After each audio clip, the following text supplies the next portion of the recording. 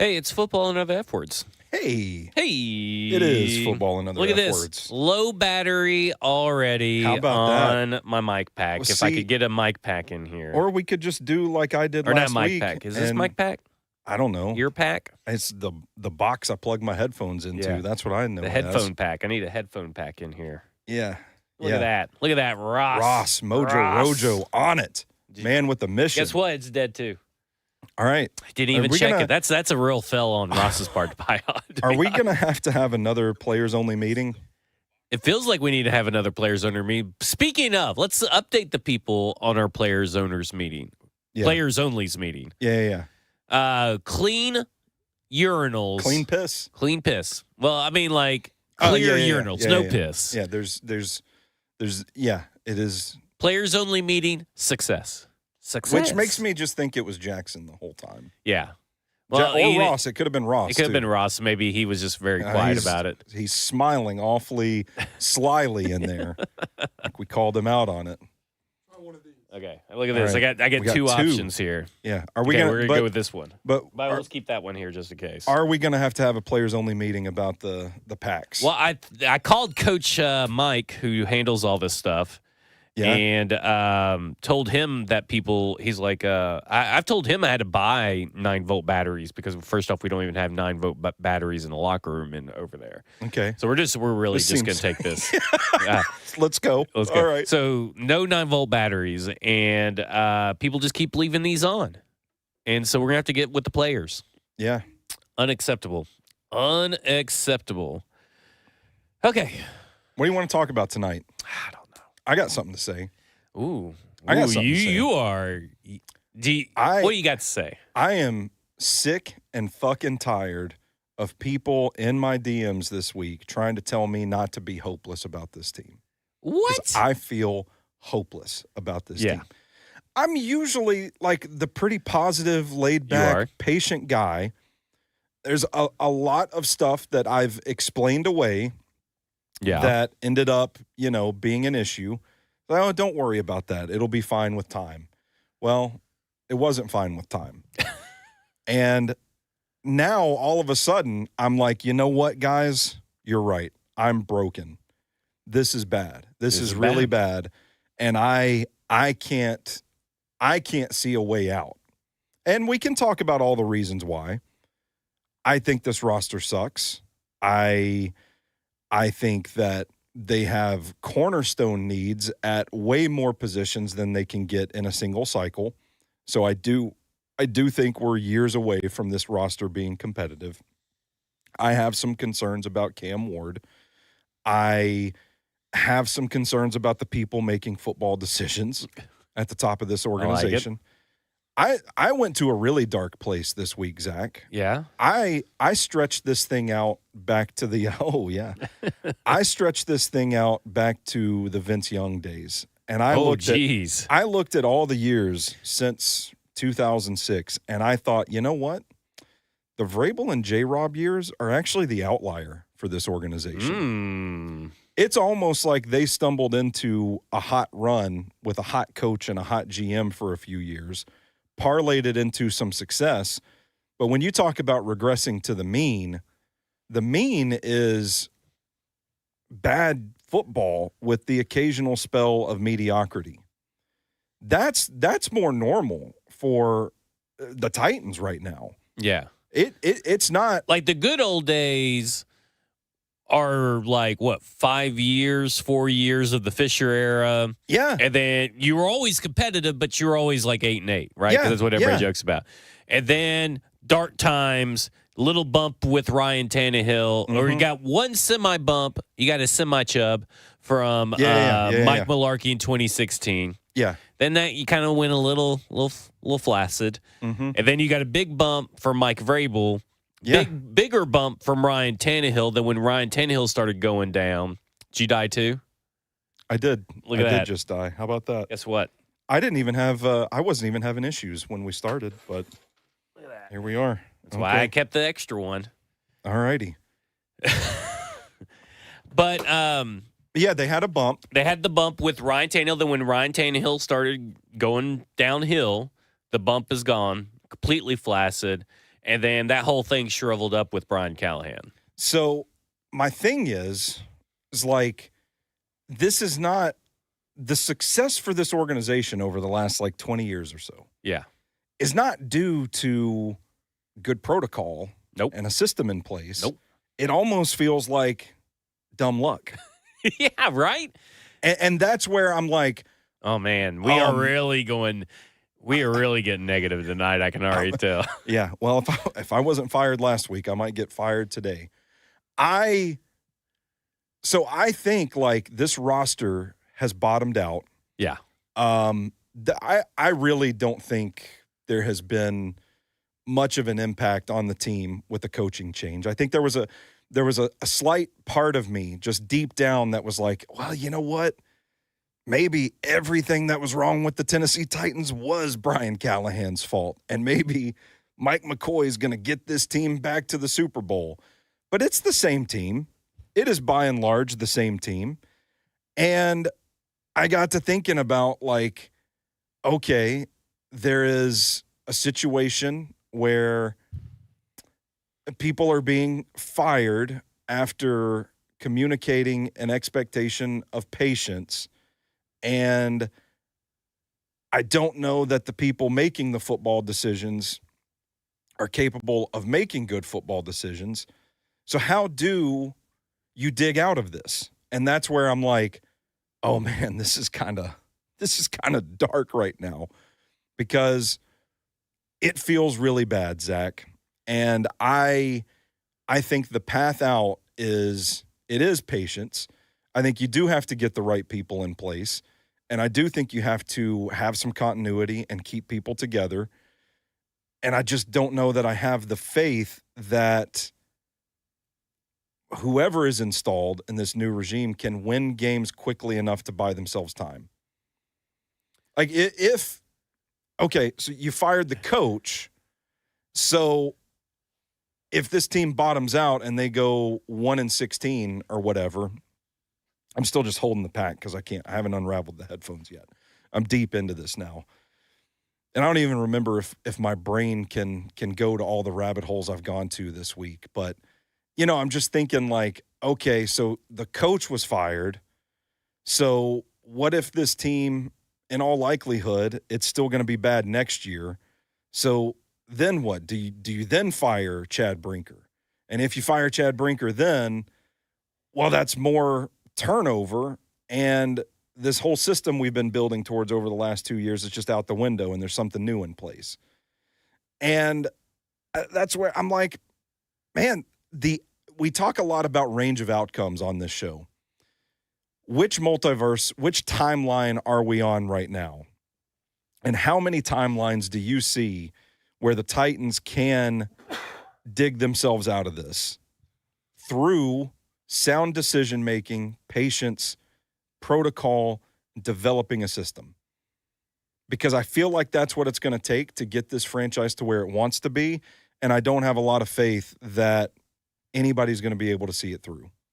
So my assertion is the Titans will be good again when lightning strikes again and the head coach and the GM are aligned and the stars align for this franchise. Is that too bleak? Am I being too bleak? There's kind of a lot I want to get to with this. What's happened? Is something happening right now? Well, I'm trying to do my own research throughout all this too. I did just spring this on you. I did not tell you I was going to say this. No, I did not know you were really going through it this week. And I am, man. You didn't even let me know. I didn't even watch the defensive tape this week. I got through the offensive tape, and I wrote my article and was just like, I don't want to fucking watch this defense. I'm tired of this team. So we go back to 2006, right? Okay, so let's go back to 2006. Oh, we're just reaming Titans fans right now. You guys have been through the shit already this season, and we're just like, fuck it, let's relive. Okay, so 2006 they draft Vince Young. Yeah. 2007 they fire. That same year they fire Floyd Reese. Yeah. They bring in a guy from that got his start with the Green Bay Packers named Mike Reinfeldt. Yeah. Mike from the Packers. Oh man. Man. He was immediately from Seattle, but he goes Packers then Seattle. Mm-hmm. But Mike from Green Bay, they bring him in. Wow. Coincidence. Yeah. Okay. So kind of wild. Okay. And then they have that one magical year where they capture Kerry Collins, lightning in a bottle, went 13-3, right? Which is also luck, right? Because this is what I'm playing into. I'm playing into your luck theme here. And then they go with, well, let me do this because I got stuck on Mike Reinfeld's Wikipedia page is terrible. So if someone from his family is listening to this, can you go in there and fix it? Yeah, we gotta get on that. We should make that a priority. So let's go to Rustin Webster here. Rustin Webster. Okay. Rustin, who was not named Mike. Mm-hmm. Okay. I just want to throw that out there. Rustin Webster also came from Seattle. Yeah. And he got promoted from within when Mike Reinfeld got fired. Yeah. He worked with Mike Reinfeld. When he got fired, okay, he took over. He took over.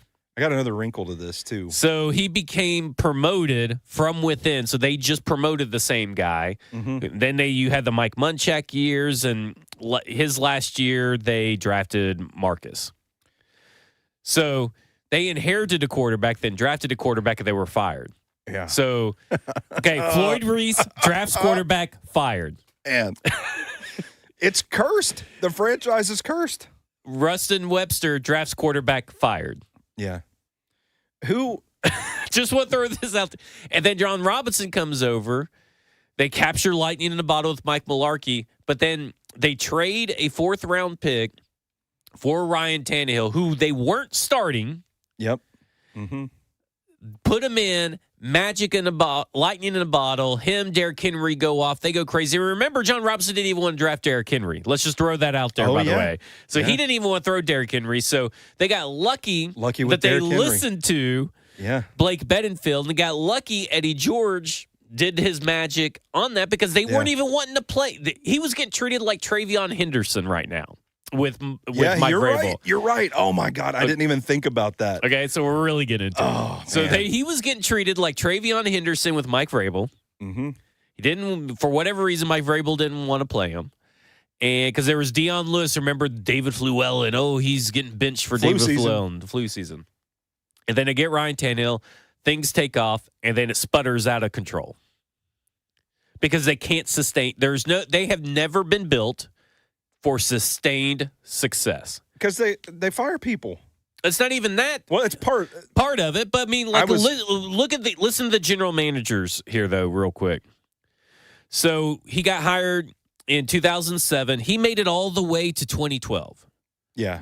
Okay. Floyd Reese was here for forever. Mm-hmm. And then Rustin Webster was 2012 to 2015. So he got 4 seasons right there. Yeah. John Robinson got, 6-7 seasons? Yeah, I think so. So 6.5 seasons. So it's not like they were that team. Yeah. They technically weren't that team. Yeah. So it didn't matter, though, if they had kept people employed or fired at a rapid pace. Their success since the first 5 or 6 seasons of Jeff Fisher here in Nashville have been luck. Dumb fucking luck. Oh, my God. What is going? You have blown my mind. That's where my head's been this week, and that's why I'm like, this is hopeless because there's like, if history is the precedent, what precedent has been set that there is a coherent plan to get the Titans out of this? There's not one. History would suggest that anyway. Yeah. Because their most successful years have been from stumbling into the right circumstances, getting a hot head players coach. Forcing their hands, right? Because would Ryan Tannehill have ever played if Marcus had just been average? Yeah, I don't know. Would, if Eddie George didn't talk to Derrick Henry and Derrick Henry didn't have that like Jacksonville Jaguars game, the 99-yard run, would they even have leaned into him ever again? Listen, I'm just saying. Like, let's be honest here. We talk a lot about Mike Vrabel's success, but the way that he handled Derrick Henry, I hated at the time. Mm-hmm. I thought it was ridiculous because even when you looked at the efficiency stats back then, because I remember arguing in the Savannah airport. Was it Savannah or Charleston? Okay, I was arguing one of those airports. I guess I didn't remember which airport. After the London game, and I'm arguing with one of my Twitter chats, telling them that, guys, you guys do not understand. Derrick Henry's actually really good, and he's been good this year. They just don't know how to fucking use him. Yeah. Which is also kind of weird how that seems to be a common thread throughout Titans history. They don't know how to use players. Yeah. So it's just like Derrick Henry had to become undeniable for Mike Vrabel to use him. Yeah. Those oh my God. It is. We are a team of luck. Oh my God. So that's why I'm sad right now. You know I'm when it super happened? fucking sad. You know right why now. we became the team of luck? Why? When Floyd Reese locked Steve McNair out of the building. Oh, that's the curse. That is the curse. There is no witches in the woods. Like the Bambino curse, the curse of the goat. It is karma. the curse of the other goat. We'll call it the curse of the GOAT. And maybe still some stomping on the terrible towels voodoo still in there too. But I mean, think about it. That's when all the bad luck just started happening, right? Yeah, you're right. That's when, because you think Jeff Fisher wanted to roll with Kerry Collins, but then Bud Adams stepped in and said, VY's my guy. Well, and let's think about Vince Young and how that whole thing went down. Yeah. They didn't even, they were split on Vince Young. Yeah. So we can make fun of, everybody being split on Will Levis or this and that. This has been the MO of this franchise for a while now. Am I mistaken? Oh, my God. Or was that the year that – was there a story that – I can't believe this is where we're at right now. GM, coach, and owner, all three wanted a different quarterback that year? Because that was the VY, Leinart, and Jay Cutler draft. That may be and I feel correct. like Bud Adams wanted Vince Young because ultimately they drafted Vince Young. And I don't remember if the GM wanted Cutler and Fisher wanted Leinart. I don't remember who was the GM at the time. Or vice versa. But to that point, it's like Groundhog Day. This is why it feels like when coaches get here that are successful elsewhere, it's like, did they drink dumb water? What's going on here? Also, is there something in the water here? And I think there is. The Seattle guys that came to the Titans through the Seattle pipeline, were they also at Seattle at the same time Mike Holmgren was there? Because that's another Packers connection. Yeah. What if the Titans have been operating the Packer way unsuccessfly, like idiots? And now, here comes Chad Brinker, we're going to do the Packer way. Maybe that's why the Patriots way bumped us up a certain point. Doomed to repeat ourselves here. That's why I'm sad. That's why I feel hopeless, guys. Oh. Just let me be sad and hopeless for a little bit, all right? Let me see concrete evidence that they're going to turn this thing around. We haven't even talked about Cam Ward. Did you know what the title of the show was? What's that? Where the Tennessee Titans have gotten better. Well, we can talk about that. That's. But to me, it's okay. Well, if I don't have faith that they're going to be able to turn this thing around through process and a system of acquiring players. Well, maybe just absolutely gutting this roster will help that. Yeah, maybe. They're taking a flamethrower to the upside down. We've been rewatching Stranger Things lately. And they're trying to get all the, the darkness back in the hole shut and everything. Yeah. Maybe that's what it is. I don't know. Are we in the upside down? That's the real question. It was so backbreaking on Sunday to watch. Okay, there's incremental progress on offense. And you know what? The defense settled in and played nicely in the second quarter. Yeah. And ultimately, it didn't fucking matter. It didn't fucking matter. That game really could have been 50-7. Yeah. But the Colts pulled a lot of their starters late in the game. We got some Riley Leonard. And get some Adonai Mitchell. Yeah. Everybody's favorite wide receiver in this Titans community, except for us too. Except for I was about to say, don't put my name in that bunch. So it's sad that we're, and I don't want to tell anybody how to be a fan. You want some hope? Okay. This comes from Ed Henry. Ed Henry. Yeah. I thought Ed would want to break me down tonight. Well, maybe he will later. Yeah. You guys are forgetting one main thing. When the old stadium implodes, the evil spirits will go away. Maybe Ed's on to something. So we got to have the right coach in place for 2027. Yeah, which it's technically should be the coach of 2026. Maybe don't even mess with it. They have a coach. They hire Robert Saleh, and then it's the historically worst defense in NFL history. Well, it will be because that's just how because of the bad luck. Yeah. But when he gets here, when him and Mike McDaniel get here, they'll forget everything about football. Yeah, but if he comes here, he will look like the worst head coach ever, and then he'll get fired, and we'll be looking again. So why not just retain Mike McCoy for 2026, ride it out, let the curse end, and then just start blank slate in 2027? This is sad. Yeah, you've got me in this luck thing because I do think it all comes back to how they handled McNair, Mason, Samari Roll, and all those guys. Like that salary cap for Stillman, who always says the salary cap isn't real. Well, I think Floyd Reese would tell you otherwise because he destroyed the Titans salary cap that year. Man, so here's some hope. Okay, so not only we just got to tear the new stadium. Can we expedite that part of the construction? Man, looking pretty good over there. Like they don't have to. I mean, they can go play their games at Vanderbilt the rest of the season. Well, maybe that's what they need is a restart. Like go back to the roots. There we go. Restart the cycle. And then improve it. Okay, so here's some hope. Is that these young players seem to have good heads on their shoulders. Okay, so I think they have strong leadership qualities. Good young core. Mm-hmm. You're essentially tearing it all the way down the studs again. This defense is going to look. I have a feeling this defense is going to be. There may be like two players on this defense. I don't know if Jeffrey Simmons is one of them. Yeah, I don't know if Cinder Gray's one. That's another conversation. But like, who you just have to be honest. You're not going to be good next year. No. Now, can you be more competitive? Yes. Will you still lose games? Yes.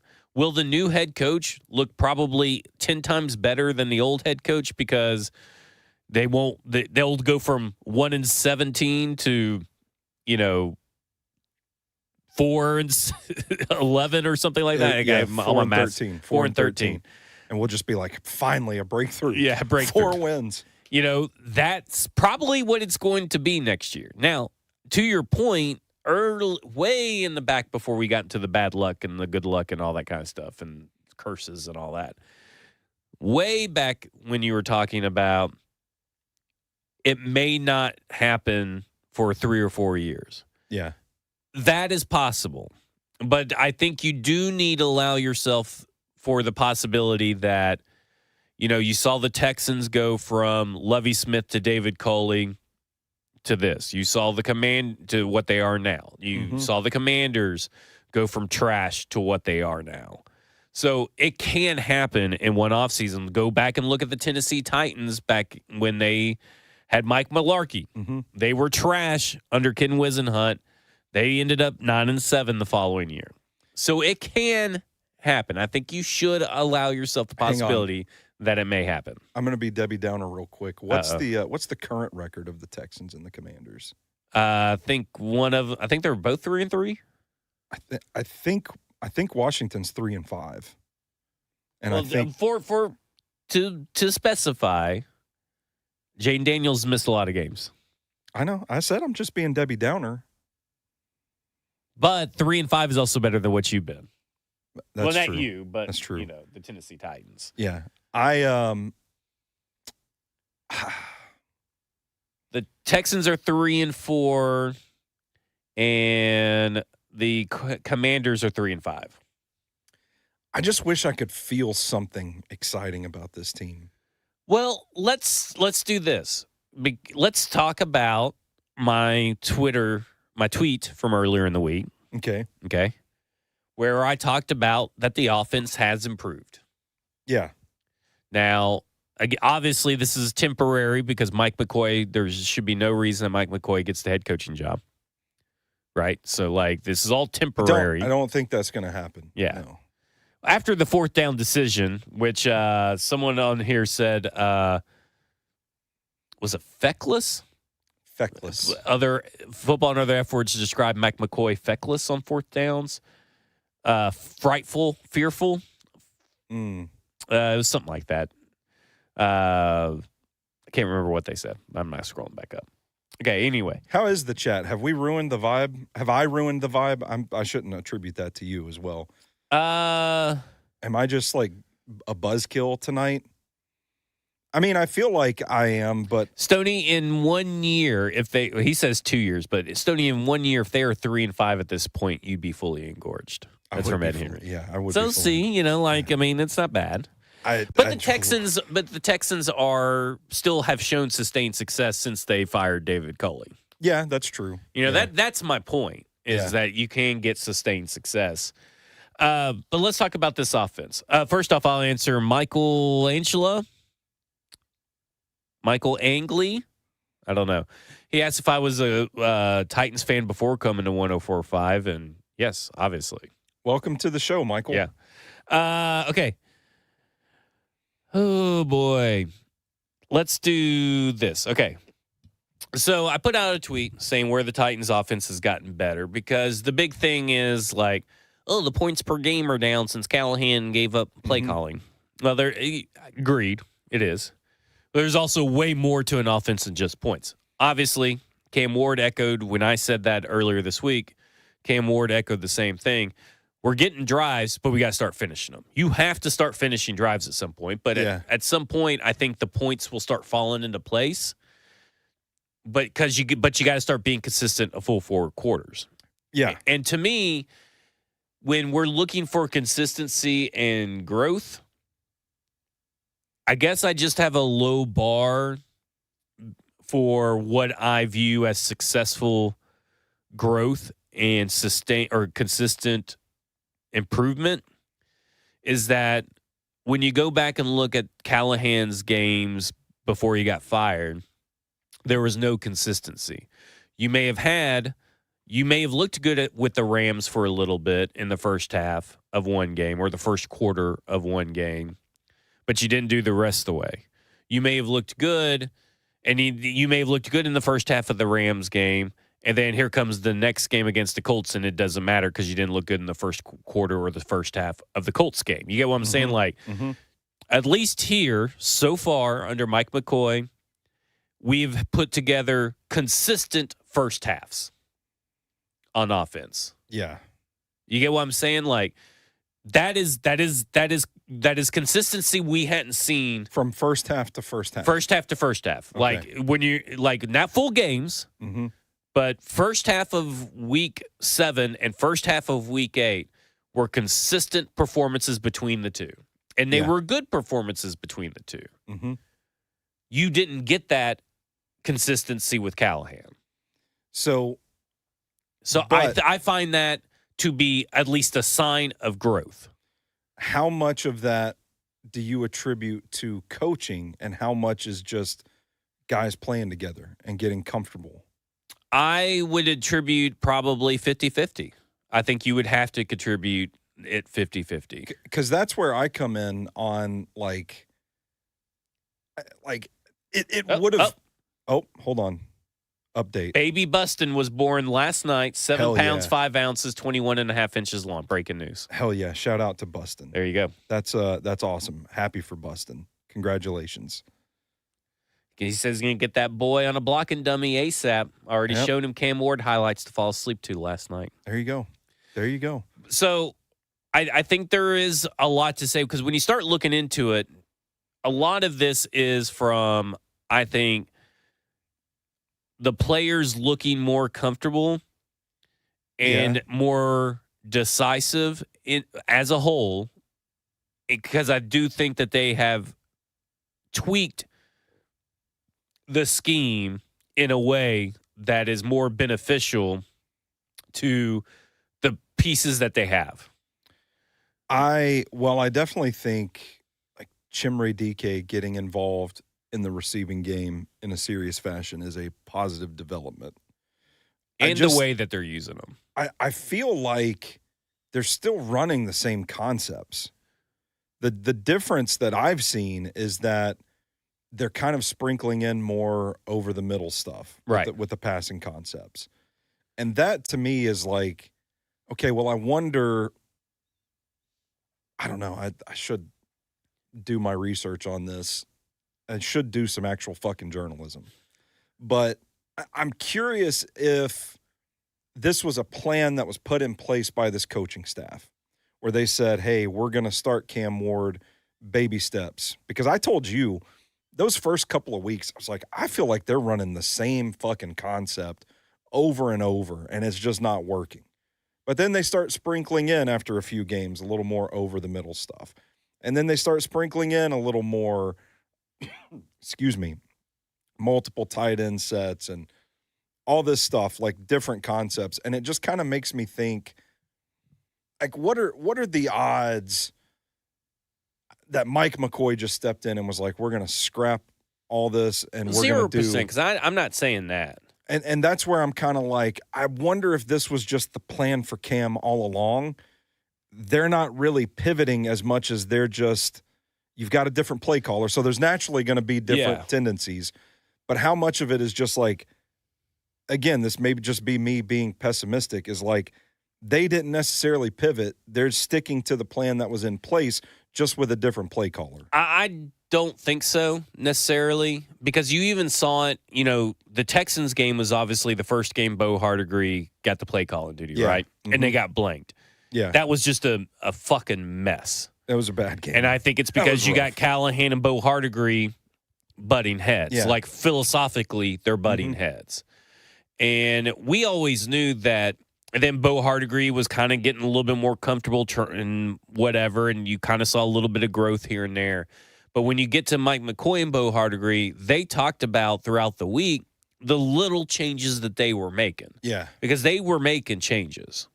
Mm-hmm. And I think you saw that in both these weeks where it's like maybe they did the Denard Wilson thing, right? Like we talked about, is that they simplified it within the scheme. Within the scheme. And that's what I'm saying that they're doing, but but I don't think that would have been done if they weren't here. Okay.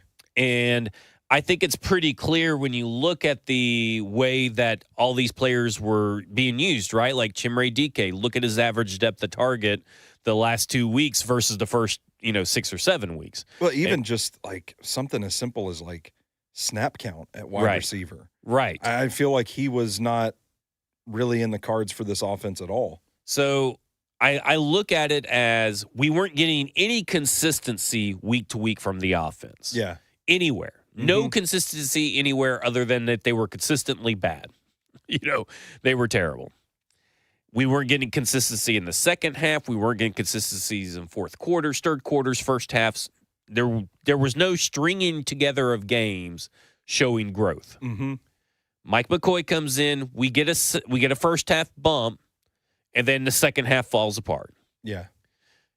This week, first half bump, second half falls apart because of one critical mistake. The mistake of the fourth down, the mistake of Cam Ward inexcusably dropping the ball. Yeah. Like, once those happen, it's over. Yeah. So we still are consistent in not being able to overcome mistakes, and winning that middle eight, which is a huge thing for this Tennessee Titans team. But what we're seeing is okay, we have now put together 2 first halves. Okay. If we get a third first half, okay, we got consistency. We know what to expect. First half team. Okay. Now it's time to go growth-wise. Now we got to go to the second half because they have been exponentially a much better first half team these last 2 weeks than anything by a mile. Like, they almost doubled. What are the numbers in case people haven't seen the tweet? Because I know there are people that just listen and watch and aren't on the Twitter gimmick. Okay, so if you want to look at Cam Ward, do you want to do Cam Ward or the offense? Let's do the offense because that's where we're talking right now. Okay, so yards per game, 162.5 the last 2 weeks. Mm-hmm. In the first half, this is only first half, 129.8 under Callahan, and then 98.4 with Callahan and Bo. I think you could kind of tell that Callahan and Bo was not going to work. Yeah. Because they were the worst those weeks. They could not get anything together. And I think that's because you didn't get rid of if you're going to get rid of the play calling, you got to get rid of the head coach at that point. Or just let the head coach ride it out. Yeah. You know what I'm saying? Yeah, one of those They two. created, because Bo Callahan was not chosen by Brian Callahan. Sorry. Bo Hardigree was not chosen by Brian Callahan to be play caller. You got this stuff. Maybe if it was Nick Holtz, maybe we'd see more consistency from 3 weeks of Callahan, 3 weeks of Bo or Nick Holtz and Callahan. Points per game, 9.3 in the first half under Callahan, 2 under Callahan and Bo, and then McCoy and Bo was 10. So more points in the first half. Touchdowns per game, 0.3 in the first half by Callahan, 0 by Callahan and Bo, 1 by McCoy and Bo. Okay, so here's where it gets interesting. The best EPA between Callahan and Bo was Callahan at negative 0.221 per play. It's a 393 point increase. So 0.393 increase all the way up to McCoy and Bo. It's huge. Efficiency skyrocketed in that first half. 0.172. Success rate was 38.4% under Callahan. Under McCoy, 44.4%. Huge bump. Yeah. In fact, the last 2 weeks, Cam Ward is a top 15 quarterback in success rate. That is surprising. CPOE, he's top 15. Completion percentage over expected, he's top 15.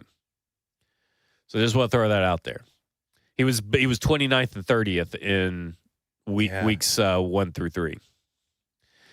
The red zone, 33.3% in the red zone for Callahan with 3 red zone trips, 66.7% for McCoy and Boy with 3 red zone trips, 0 red zone trips for Callahan and Bo. So 33.3% or 66.7% for them. So better. Third down rate is also better. They're converting on third downs 33.3% of the time. We're under Callahan 21.1% of the time. Yards per drive 20.5 under Callahan, 32.5 under McCoy and Bo, and under Callahan and Bo 16.4. I think what I'm getting at is under Callahan and Bo, there was a huge decline. Yeah. Callahan was not great, but obviously Callahan and Bo was worse. But so if the players were supposed to be getting better, they were getting worse. McCoy comes up, and not only is it better from Callahan and Bo, it's better than Callahan exponentially. I'm curious if what role, if any, that played in the expedited firing of Brian Callahan. That's what they said. There was no growth and development. Yeah, but I just mean like behind the scenes were they just like, this ain't going to work and we're leaning towards Bo here? Was that part of it? I don't know. I'd be curious to know. That's kind of wild. I mean, that's what I'm saying is like there's a huge difference between Callahan and Bo. And obviously that's going to happen unless the head coach gives it over willingly. Yeah. Like Brian Daboll has given play calling willingly to Mike Kafka. He took it back later, then now he's giving it back again. Yeah. And that was at the start of the season for Mike Kafka. So like he was going into the season as play caller. So that can work, right? You won't see huge fluctuations. Yeah. Because essentially Mike Kafka is just running the scheme that they already designed and done, right? And it's Brian Daboll's scheme, but they have obviously worked so well together. The synergy is there that you're not going to see huge fluctuations. Here, there was a huge fluctuation because it was a forced arranged marriage. Yeah. Like the case I'm trying to make here is that if we can just build off the first half, because I don't fucking give a shit about the defense. The defense can allow the other team to score 50-something points every game. I don't give a fuck. They might. And they may. I only want to see if this offense can start scoring points. Yeah. And part of that, to get to score points, you have to start acing some of these other categories that they are acing now. Yeah. Acing is probably a strong word. I was about to say that. Well, let's cool off on that. But point where taken. they're improving and it's starting to see a rise in competency, they're starting to make that ascent as a young team. Mm-hmm. If they continue to ascend and continue to establish consistency in all 4 quarters, because that's the next step, right? The next step is, okay, we've seen you 2 weeks in a row do it in the first half. Now it's time to do it in the first half, and let's see what you do in the third quarter. Yeah. Let's see how you handle the fourth quarter. Mm-hmm. Like, now we got to start building on top of that. So I guess I'm lowering my standards of acceptable improvement, but I think in this season we kind of have to. Yeah. I'm going to say something to bring us back down again. Oh, you son of a bitch. They're going to get this incremental improvement, and then they're going to fire the coach, and they're going to fire the offensive coordinator, and they're going to bring in a new system. Good. And we're going to have to start from scratch again. Nah. You're I mean, I'm not saying that's a bad thing. I'm just saying, like, this is where I start getting into my own head about, like, none of this matters anyway. Well, it does and it doesn't, right? Like, this young core. I will give you this. There are things that I undoubtedly want to see Cam Ward improve upon. Yeah. And there are things that I undoubtedly there's stuff that he has improved on so far. Want to see the receivers continue to improve and get more involved. And I think they can do that under McCoy. Now, there's obviously a cap, right? Because I think there's the coach's cap. Yeah. And I think this team has a definitive ceiling that is not further up from where they're at. Yeah. But we need to see maybe a couple of 20-point situations. We need to see a couple of multi-touchdown situations. Yeah. From passing. Like a fourth quarter, one possession game. We need to see a 300-yard game. He's gotten close. And to some 300-yard games. If a couple of drops go the other way, he has that mark. I mean, that's the things I'm looking at, because this season's all about this young core. It's about Cam Ward, but it's all about this young core. So we got to look at these small improvements, as small as they are, and say, there's a flicker, a small flame. How can we make sure that flame doesn't die out by week 18? Yeah. I will give you some positivity. I think you're right that this season was about Cam Ward, but now I think it's about Cam Ward and his young supporting cast as well, because I think those guys have shown up. Yes, I agree. And I think now the trajectory is kind of different. And I go back to something that Kevin Dyson said on Titans Talkback. It's like, now you hope that he's got a group of guys that he can grow with. Right. And I don't think that's something that many people were really talking about in the summer. It was all about, let's see what Cam Ward looks like, how he grows, how he develops, how he looks in this offense. Well, because you're relying on 2 fourth-round receivers and a fifth-round guy. That's hard to rely on until you see them in action. But now we have seen him in action, and it's like, all right, you know what? They might have something cooking here. You may have a wide receiver 2 in Chimere DK and a wide receiver 3 in Alec. And you might I'm talking about talent level, not where they're at on the depth chart. And we haven't even talked about Bryce Oliver. And Gunnar Helm. Yeah. Bryce Oliver, is he practicing this week? I don't know. Has he been on the injury report? You listen to us? I don't think so. Hey. I don't think so. Has Bryce Oliver been on the injury report? Can you check that? Thanks, Ross. He's pulling double duty right now. Oh, is he? Yeah. Oh, man.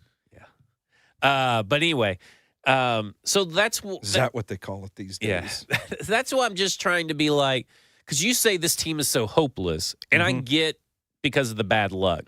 He's good to go? He's healthy? He's been on it as limited. Oh. Well, he gave me the thumbs up like we're good, but I get what he's trying to say. Okay. But I do think that this defense is going to create so many opportunities for Cam Ward to get reps. Well, so go with me here. Touche. He's going to be put in such bad, pitiful situations that he's going to have to start producing and probably grow and be asked to do a lot more than even what Jaden Daniels was asked to do last year. Because Jaden Daniels had a really nice run game to lean on, good offensive line, and a pretty damn good defense last year. Same with C.J. Stroud. Like, those guys weren't really asked to do that much at the beginning of their career, whereas Cam Ward is being asked to do so much, and now he's going to have to overcome a even shittier defense than what we thought it was going to be. Mm-hmm. Yeah. So we're going to have there's a lot of opportunity for growth. This darkness for growth. Foster the light. I'm curious. You've watched the offensive all 22 this week? The defensive? The offensive. Oh, yeah. Did you pick up on I don't know if I wrote about it on Stacking the Inbox. I couldn't quite place it. I was getting so frustrated with Cam not throwing the ball when the play was there. And it wasn't like a case where somebody's open and Cam Ward just didn't see him. Like, there are plays where Cam's looking a certain direction, the guy's open, and he's just holding on to the ball. And it was I'm kind of concerned about that. Like, I want those balls to come out. Get those balls out, baby. But there was something, I'm curious if you got the same sense. There was something about, I don't remember if it was exactly the fourth down call or if it was just the second half or what, but it felt like late in that game, he just said, fuck it, and just went out there and started ripping balls. And because I'm making all these notes, I was thinking, like, I'm going to do a film study on this. I'm going to write about it, this big, long piece about Cam's tendency to hold on to the ball and not throw to open guys. And then the second half comes out, and he's, like, hitting these slants. He's putting these balls right on the money, dropping it in the bucket, frozen rope. Because a lot of people are just talking about the first half. I thought he put together an all right second half. And I'm just curious if there's another dynamic of this that we haven't talked about, and it's just like, at what point does he fuck it, I'm just gonna. I think we're nearing this point where he doesn't seem to be mentally drowning. You know what I'm saying? Not in despair or overwhelming sense of that he's in over his head. Yeah. He's trying to figure out, how can I be Cam Ward in the NFL? Yeah, and that's what it kind of feels like. First half was like Cam Ward trying to fit into this offensive scheme. And there's a comfort level that he just didn't seem to have, which is weird for him because he's always seemed confident and comfortable on the tape, even in pressure-filled situations. But then it was like the second half, something clicked, and he was just like, I'm watching him, I'm like, that's Cam Ward. Yeah. That's Cam Ward. And it didn't matter. They didn't score any fucking points. And they scored.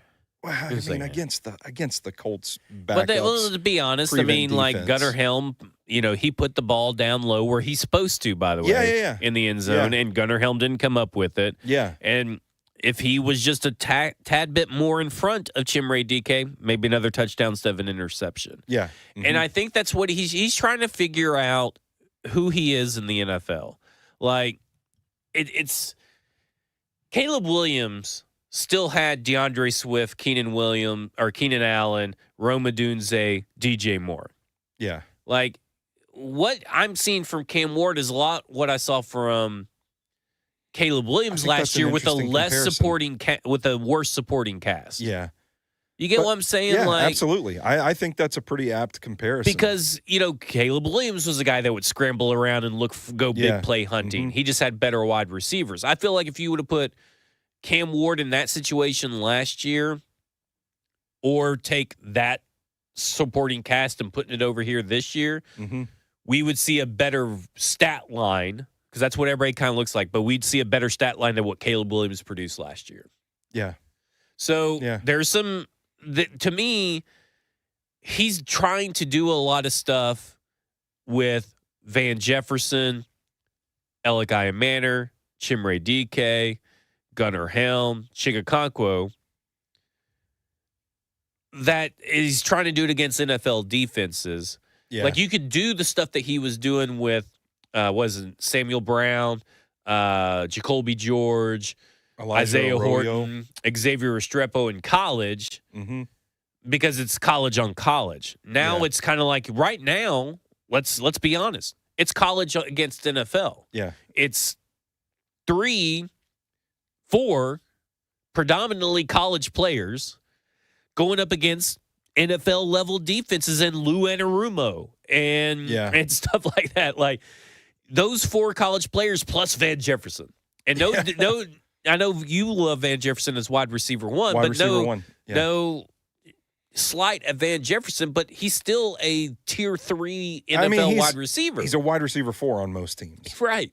So he's doing all this and trying to figure out who he is with college teammates against, like, when people say, I bet, Alabama could beat the worst college or worst pro team in the NFL. Yeah. No, they can't, because look, this is what you get. Yeah. This is essentially a college team going up against pro defenses. Yeah, this is the... Let's talk about 2026 and how that will change.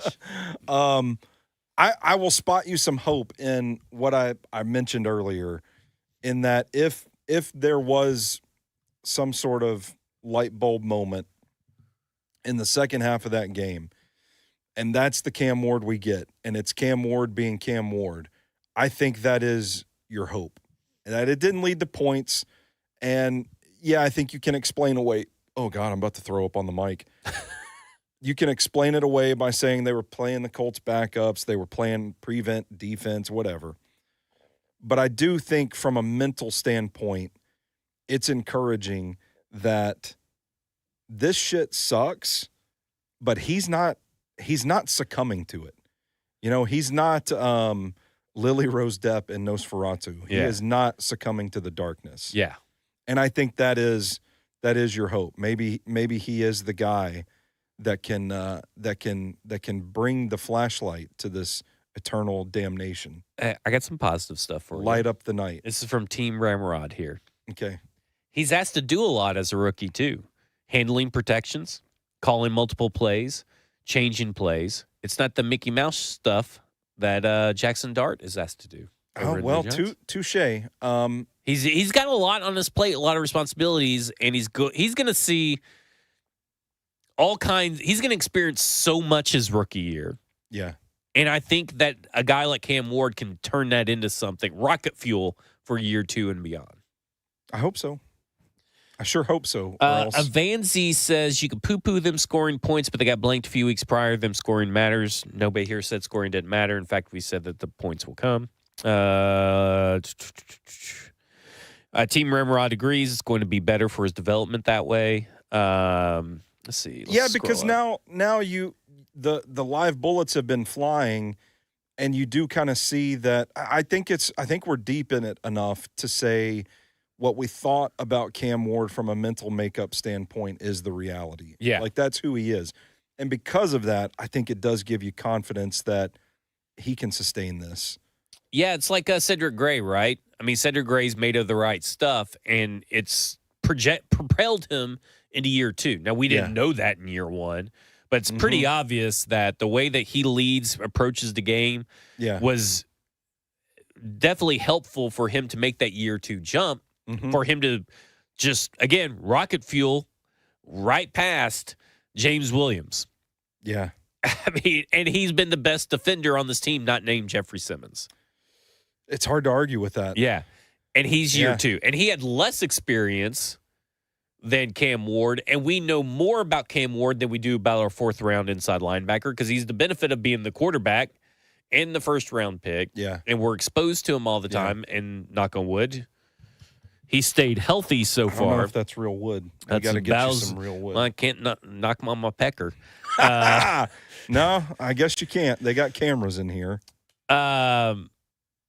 Stoney, you weren't ever poo-pooing scoring points. Were you? Avanzi's is accusing you of poo-pooing that scoring points doesn't matter. I don't know what Avanzi's is trying to say. He's a little crazy. Well, I'm not saying that. I don't understand. I'm saying it. He hears stuff, his own stuff. He always did that 440 Sports, like he heard something. I want them to score points. Yeah, we both do. So yeah. Anyway, I don't put much stock in them scoring points against backups. Yeah, right. Okay, so, but my point is that all this adversity, all this experience, this should provide spark. Yeah. The biggest thing that okay, let me ask you this. We asked this question today on the show. Did you listen to Cover 2 today? I didn't get to. I know you get a little busy. Yeah. Okay, so outside of coaches that still have to be fired from their pro franchises, you can't use Mike Tomlin, John Harbaugh, Kevin O'Connell, those guys. Yeah. What coaching hire would get you fully fucking engorged?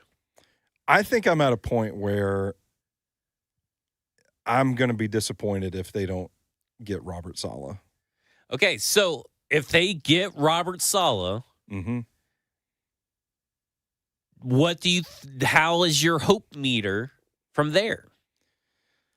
I might get a little bit of blood flow, maybe a little wiggle or two, but I don't know. I don't know. We're going to have to see how this thing looks by the time we get to December. I mean, I do agree with your overall premise at the beginning, but like we talked about on Sunday, I disagree that there's no hope on this team. But here's the problem: I don't know if this team can foster that hope. Are they going to piss on the little bit of spark that they may have heading into 2026, or are they going to add some kindle? What would that be? What hire would that be? That would be like, let's put this fire out immediately. Tommy Rees. So someone brought up a name today that I haven't thought of in this whole thing, and I don't think it's going to happen, but this would be on the line with Tommy Rees, Jason Garrett. Oh my God, that's nightmare fuel. It is nightmare fuel when someone kind of fits like when they talk about wanting an experienced guy, head coaching experience, an experienced play caller. Oh my God, he's available. That one would scare me. And you think about because I think it was TD reported that like Cliff Kingsbury wouldn't be interested in the Titans job. Yeah, he did. He says that was speculation, not a report. Okay. So I just want to throw that out there. Okay, good clarification. At least that's how it sounded to me. And you think like Saleh's probably going to be one of the gems of the hiring cycle. He might choose another job. They start getting down the pecking order. Like if they can't reach an agreement with Mike McCarthy, if things go sideways, that's the scary part, is that I could see them end up with a guy like Jason Garrett. But maybe Jason Garrett is the Mike Mularkey before our next Mike Vrabel. I mean, maybe, but like that would be nightmare fuel for me. Like that's telling me we're fucked. Yeah. Like Mike McCarthy, I can get with. Art Smith's not exciting, but I can understand it. I worry about his personnel usage. Yeah, I know a lot of people's very worried about their personnel usage. I've seen that a lot. I'm okay with Matt Nagy. I am too. Let me say something. I would encourage everybody to go listen to his interview on the New Heights podcast from over the summer. Yeah, where he's talking about what he's learned from Chicago, how he feels like you need to connect and build a culture, and how you have to break it down to build a new one. I would go listen to that and say that may change your mind on him. Yeah. And on Robert Saleh front, from what I've heard, is that now he evolves his defensive game plan week to week like Kyle Shanahan. He wasn't always like that.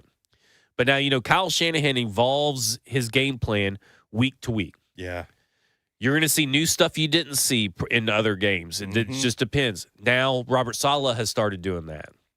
So watch out, world.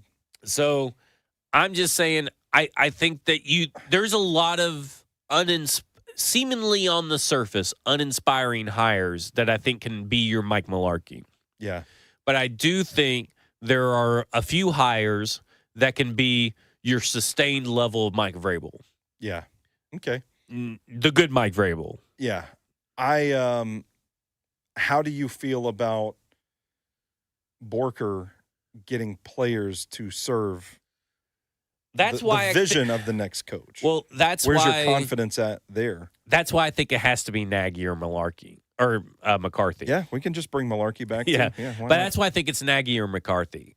Yeah, Robert Saleh. I think I don't know. He has it very good in San Francisco. Mm-hmm. So I want to temper expectations real quick on this. From the stuff I've heard about San Francisco, He basically is the head coach of the defense. And if you go look at that draft this year, those were his guys. Because that's how that team runs down there. They lean very. We all know Kyle Shanahan's the real GM. Yeah. Okay, so let's just throw it out there. Kyle Shanahan's the real GM. Assistant GM Robert Saleh is how you need to kind of view it. There we go. Okay. And so he got a lot of his players this year. Mm-hmm. And he's getting paid a lot of money to be there, and he's loving it there. And I think he's going to be very picky about his next shot. Yeah. And someone on the podcast has listened to that covers the San Francisco 49ers, he said, look at it this way. You buy your first house. You made a lot of mistakes in your house buying purchase. You didn't know what to, you needed this. You didn't know that you needed that. Checklist off this. Then you got, oh man, I didn't look at the foundation down here. I was supposed to get the foundation checked. Oh, I need to watch out for termites, all that stuff. Yeah. You go buy your second house, you know all that stuff. You know what you don't want. You know what you're looking for. Oh, I want a better kitchen than what I had last time. I want a double oven. I want a house with a double oven because single oven didn't work. That's how he's going to be looking at his next job. And how different is the house over here for Tennessee different than the house over New York? And that's what he's got to decide for himself. And that's what they have. Instead of him pitching them, they're going to have to pitch him. Yeah. A guy like Mike McCarthy may be in a different situation. A guy like Matt Nagy may also be like, I know Mike Bergonzi. We're simpatico. We've worked really well together. I know I can do stuff with him, and I can do stuff with Cam Ward. Mike McCarthy, I can do stuff with Cam Ward, and I can work well with Chad Brinker. I know what they're trying to do. I low key, Saleh would be my first choice. I don't think they're going to get him. Like, my gut just says it's he's going to be the trendy hot pick on everybody's list this year. Look at the many articles Mike Silver is writing about him, what Diana received. The Athletic, the campaign PR starting. It's already started. Yeah. He's like Ben Johnson this year. Like if the Bengals job comes open and you're Robert Saleh, I think you'd want that job. Now, I will say this. Robert Saleh was a finalist for the Jacksonville Jaguars job. And he was about to board a plane to go over there for his second interview. And then Liam Cohen did all that funky shit that he did last year. Remember, he fucked over Tampa Bay and used his wife as an excuse. And then they canceled him coming over there last minute because they knew they were going to hire Liam Cohen. Added a little fuel to that feud. Right there, by the way. So maybe he would want to come here just to beat the fucking shit out of Liam Cohen because he almost tried to murder him. Yeah. I want to see Robert Saleh could kick that man's ass. So I do wonder if Robert Saleh, I just think he may be too picky. Yeah. And I'm not saying this isn't necessarily an undesirable job, but you've already experienced the the Jets. Yeah. How is this that much different? I mean, and you are going to have to be given time, right? Because you aren't going to win straight out. No. So my gut is aligned with that. Like, I don't feel like he's going to come here, but I do think Matt Nagy's a realistic possibility because he's got the experience and he doesn't seem to be a real trendy name outside of Nashville right now. I mean, you're not hearing a lot of reporting on him. Like, the campaign hasn't started where he's like dying to get back into head coaching, but I think it makes a lot of sense. And I don't know. I think I would be okay with that. I wouldn't call him an undesirable, but I do think he's got a bad reputation for how things went with Chicago. I think he would tell you that he'll take ownership of that. And I think did he do that bad of a job? He didn't Chicago, really, though? But that's the other thing. He didn't really do that bad of a job. I was surprised by that firing because he didn't really get time. So I don't know, just curious. Like I said about Roger McCreary and Jarvis Brownlee, maybe my evaluations are just off. Well, I look at this with Matt Nagy too. Is that there were rumors that Bergonzi and the Jets job, which he came close to taking, he wanted Nagy and they didn't want Nagy. Ooh. Or at least Nagy was on his coaching list. That is a spicy little nugget there. That's something that Diana Rossini said on a podcast with her, James Palmer. Yeah. And what's that doofus that played for a while? Missouri quarterback. Chase Daniel. You don't like Chase Daniel? No, I'm just saying that, he's doofus. He does kind of come across as a doofus on TV, but his YouTube channel. His YouTube channel is pretty good. But that's something that kind of came up in discussion. She was kind of alluding to the fact that, these GMs, when they go to the interview for these jobs, they bring their preferred coaching list candidates. And she's like, I wouldn't have been surprised if Matt Nagy was on that list. See, you're making me smile. It's a little bit of hope coming through all of a sudden. I'm just saying, I think it would be really hard for them to screw it up. Here's how they really, to be honest, here's how they really screwed up. Amy picks the coach that neither of them want. Oh, jeez. That's how they screw it up. Yeah. Burke Nihill gets involved. That's how they screw it up. The executive decision. I think it would be really hard, even with Brinker involved. And I know we're not the biggest Brinker fans, but even with Brinker involved, if it's Borker making the decision, I think it'd be very hard for Borker to screw it up. Yeah. Even if the Kerr's involved. Yeah. Yeah. Okay. Yeah. You know what? I think it is, Zach. I think my problem is I think you're very focused in 2025 right now. Well, and here's why: is because I'm living in it. I'm fucking sick of watching all this film of this team just getting its butthole wallered out every single week. I don't like. It's not fun. It's not good. I love it when you say wallered out, butthole wallered out. Well, I mean, you know, how else would you describe what's happening to this team? And so that's why I'm just not going to watch the defense. Like when the defense is on the field, but I think we should all, we sit in this room, we watch the game. Yeah, I think we should just play cards or something while the defense is on the field because they'll be on the field for 7 minutes. Maybe it's clouding my judgment because it's just week in and week out of just watching this team get its shit kicked in. And like I watch the broadcast live. I usually go home and watch the condensed replay. The next morning I start the all 22 and I go through it. I take my notes. If I find a common thread I want to explore, I go back. Most weeks I'm watching this game at least 4 times. And I stopped doing that this week because I was just like, just fuck it. Just fuck it. Team Ramrod asked, do we have any examples of Amy making a decision to overrule the GM? I can't think of any besides maybe firing Callahan early. Well, I mean, obviously firing John Robinson, but I know what you mean. Yes. Overruled the GM in hiring Brian Callahan. So I was told by a reliable source that Rank Carthon. Yeah. Well, I think I've already said it on here. Have you? Maybe Team Ramrod's missed it. Or maybe I said it on cover too. But I have from a reliable source that Brian Callahan was not Rank Carthon's choice. But he was super nice guy, opposite of Vrabel, and that's why he was hired.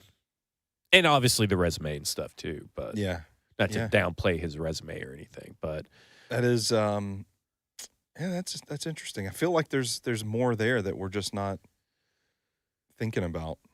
There probably is. I mean, we don't really know. Remember, Charles Robinson said that Will Levis was ownership driven, but we've heard other points. That's a good one. We've heard other points where it's like, well, they kind of all agreed on it and all this kind of stuff. Wasn't the nugget? Let's just spread fucking rumors on here. Who cares? Let's do it. Wasn't that she said, "Go get me a quarterback"? It was, and they landed on Levis because he was the only one left. Yeah, because of how the draft fell. Yeah. Because I had heard. Well, maybe we shouldn't get into all. I didn't. I operated under the premise that Mike Vrabel was not the biggest Will Levis fan. Yeah, and I don't. There seems to be a lot of conflicting reports about that. Yeah, I just know that there were several reports about Amy being very quarterback driven. Yes. And so we can land on that. Let me say this. Maybe she wasn't Will Levis driven, but she was quarterback driven. Yeah.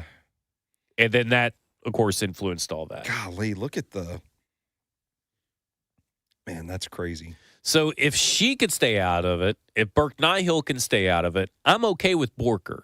Like, I know I was saying you got to let Borgonzi do it himself. Yeah. But newsflash, Borgonzi has never been in a head coaching interview in his life. Yeah, that's he's never had to hire a head coach. That's an important and he was not on the proper executive staff to interview Andy Reid.